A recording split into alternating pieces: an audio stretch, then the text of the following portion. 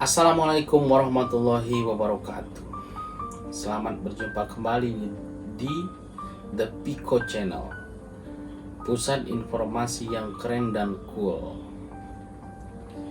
Saya ingin membacakan sebuah informasi yang saya dapat dari news.ddtc.co.id. Sepertinya ini laman berita baru, laman berita lokal. Judulnya, wah, pengawasan pajak kini pakai Google Earth. Saya pikir ini informasi penting sekali. Hanya saja kejadian ini bukan di Indonesia tapi di Prancis. Saya bacakan. Otoritas pajak Prancis mengoptimalkan layanan Google Earth untuk mendukung proses bisnis pengawasan dan melawan praktik penghindaran pajak. Pemerintah Prancis mengembangkan aplikasi khusus berbasis kecerdasan buatan atau AI yang mampu melakukan analisis terhadap data Google Earth. Proyek tersebut menghabiskan anggaran sampai 12 juta euro. Alat ini sangat akurat hingga kami bisa mengidentifikasi bola di bagian belakang mobil, kata salah satu pejabat Badan Administrasi Pajak Prancis. Dia menjelaskan program AI dengan basis data Google Earth merupakan alat pengawasan pajak yang efisien dalam mendeteksi risiko berdasarkan kepemilikan properti. Salah satu indikatornya adalah kepemilikan kolam renang. Warga Prancis dengan kekayaan melimpah memiliki kecenderungan memiliki kolam renang di luar ruangan. Aplikasi tersebut kemudian melakukan survei properti yang memiliki kolam renang dan mencocokkan data dengan laporan wajib pajak dalam SPT tahunan. Penggunaan kolam renang sebagai alat identifikasi dinilai strategis karena pemilik properti wajib membayar 500 euro per tahun untuk setiap satu kolam. Angka itu dibayarkan sebagai tambahan pajak properti. Pemilik properti juga wajib menyampaikan laporan kepemilikan dalam SPT tahunan. Pengawasan pajak dengan bantuan teknologi ini secara khusus sebagai bentuk uji kepatuhan wajib pajak orang kaya di Prancis. Pemanfaatan teknologi mampu mengkompensasi kekurangan SDM dalam melakukan pengawasan pajak.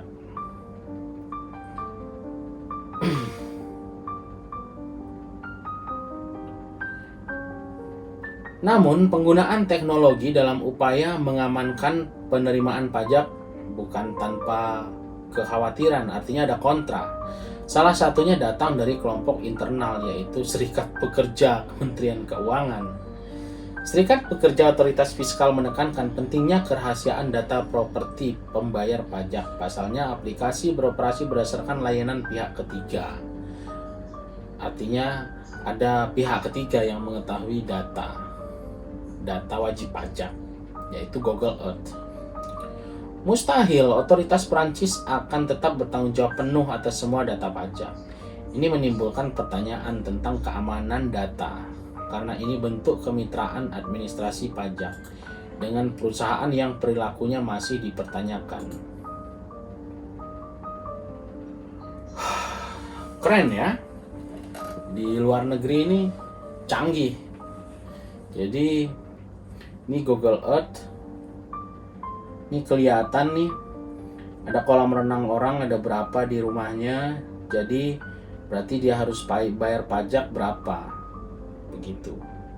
Kalau di Indonesia ya entah kapan kita bisa seperti ini, mungkin bisa, cuman katanya ada kontra juga di Prancis bahwa ada keluhan dari pegawai pajak, berarti SDM penagih atau pengawas pajak harus dikurangi, berarti mereka akan kehilangan mata pencahariannya, begitu. Dan ada lagi masalahnya adalah kerahasiaan data wajib pajak itu sendiri. Jadi karena ini teknologi yang dimiliki oleh pihak ketiga bukan pemerintah, berarti rahasia si wajib pajak ini pun bocor dong ke pihak ketiga. Tapi harusnya ya nggak masalah, bocor ke pihak ketiga pun hanya untuk diolah datanya, bukan untuk disebarluaskan atau untuk dimain-mainkan kan. Cuman kalau masalah si pegawai pajak ini bisa kehilangan mata pencaharian atau pekerjaannya karena adanya teknologi, ya ini sudah resiko perkembangan teknologi. Banyak hal, bukan hanya pegawai pajak saja. Contohnya pegawai jasa marga di pintu tol, banyak yang kehilangan pekerjaan karena adanya e-money kan. Dan helikopter dan kameramen sekarang sudah tergantikan oleh drone. Ya memang kita harus siap-siap dengan perubahan teknologi ini. Kalau kita nggak mau punah, kehilangan mata pencaharian, ya kita harus upgrade juga skill kita di bidang teknologi, khususnya teknologi informasi. Menurut saya seperti itu. Karena nantinya pun sudah tidak bisa ditolak perubahan teknologi informasi ini, yang sebelumnya menggunakan dengan konvensional, menggunakan cara manual, sekarang sudah banyak menggunakan teknologi saja, jadi lebih efisien dan lebih akurat hasilnya.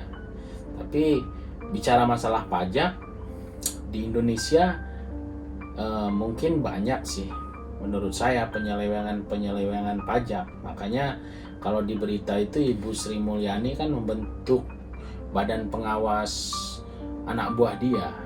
Kira-kira ada nggak yang nyeleweng membantu orang menyelewengkan pajak? Pasti banyak. Itulah kenapa memang lebih baik menggunakan teknologi, menggunakan IT, menggunakan digital. Contoh, di India satu hari maksimum $100 satu orang atau satu KTP itu hanya boleh menghabiskan uang cash sebanyak $100. Apa keuntungannya ini untuk pemerintah sebenarnya? Untuk kontrol pajak, untuk kontrol kekayaan orang. Contoh,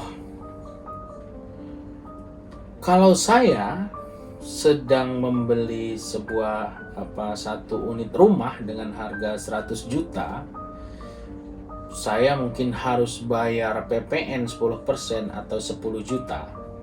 Kalau saya bayarkan, kalau saya terima uang, saya membeli rumah, kalau saya bayarkan uangnya secara cash, mungkin saya bisa buat laporan bahwa saya beli rumah ini 50 juta. Pajak 10% saya bayarkan 5 juta. Saya bisa untung dari saya mengurangi pajak ini 5 juta. Bisa saya bagi dua dengan kawan si penjual ini tadi. Tapi beda halnya kalau saya pembayaran itu tidak dengan cash, tidak dengan uang, harus lewat bank atau uang digital, maka transaksi keuangan ini terpantau, termonitor oleh pemerintah dan bank perbankan. Maka tidak ada celah bagi saya untuk penggelapan pajak. Saya beli 100 juta, kalau pajak 10% ya saya harus bayar 10 juta. Tapi beda kalau saya belinya dengan uang cash. Saya laporkan, misalnya kalau saya harus bayar pajak, tinggal saya laporin aja, oh saya beli hanya 20 juta, kalau gitu bayar pajak 10%, 2 juta saja, saya dapat untung 8 juta. Bisa saya bagi dua dengan kawan tempat saya membeli tanah ini tadi. Nah, itulah perbedaan kalau menggunakan cara-cara manual atau dibandingkan dengan menggunakan teknologi digital ini tadi. Pasti kalau orang yang punya niat jahat pasti akan berkeluh kesah dengan teknologi yang sekarang semakin maju. Menurut saya, mau tidak mau, kita harus terima perubahan zaman, perkembangan ilmu pengetahuan dan teknologi. Kita tidak bisa menolak, apalagi kita cari celah untuk supaya tidak berhubungan dengan teknologi. Ini susah. Bagaimana menurut pemirsa The Pico Channel? Silahkan komen di bawah ini, dan bila Anda dengar bunyi teng-teng, tolong subscribe, like, dan share karena itu semua gratis. Terima kasih. Wassalamualaikum warahmatullahi wabarakatuh.